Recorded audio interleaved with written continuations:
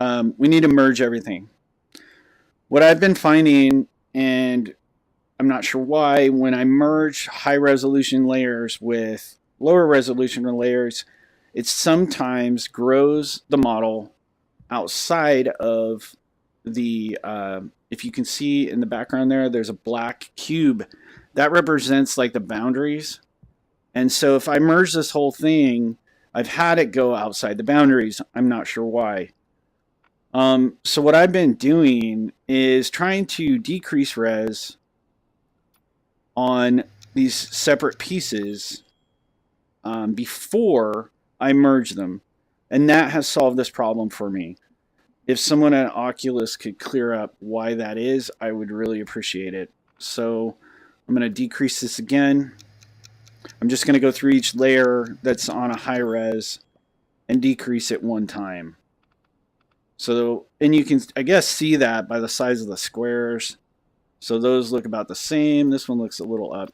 And what I'm looking for here is if I decrease it and I lose any like definition that I really want to show up on the model, then I've gone too far.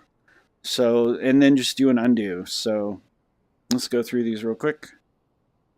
And decrease that. Decrease that. That one's already where I need it. A lot of this can be trial and error. Again, that's why I said save early, save often. You don't want to lose your work. And again, you can see I'm decreasing the resolution, but everything's staying pretty much the same. And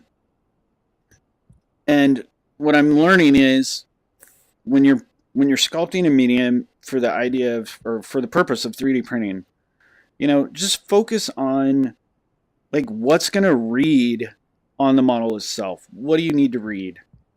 You know, what I mean by that is like the gun detail and stuff. What do you really want to show up? What has to be super detailed? What doesn't?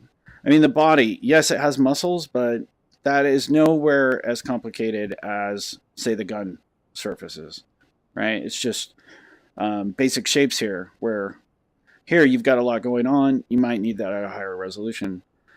So, but as you can see, I've already decreased the resolution on the entire model, and it looks pretty much the same to me. And based on my printing results, it stayed pretty much the same as well in the end result. You can hide layers.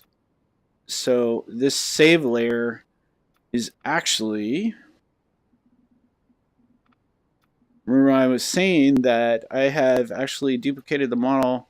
This is the entire model. Underneath all of this is the model. I just duplicated it to work on it because I was really happy with where I was. Well, I've just got this on the back burner. If it's hidden like this, where the eye is closed, it's not going to come out on the export when you go to slice it and send it to your printer. Really cool feature. I love it. So what I'm going to do now is make sure that everything I want to come out on the print is shown, which it is. So then I'm going to go through all my layers, and I'm going to choose all the layers with the eye next to them because that's what I'm seeing. So I'm going to go through all my named layers. Make sure I grab them all. I don't need the light.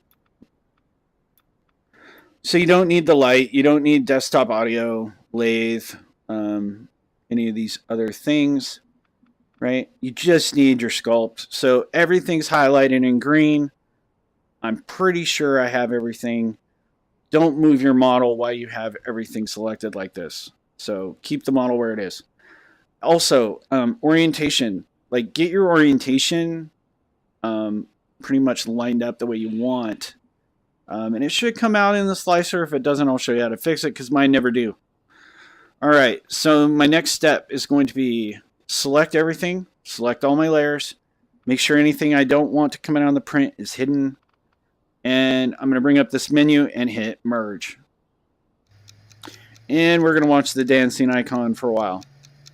So I'm going to take a break while this merges. This is taking all my layers and making them one object, which is something I can print out.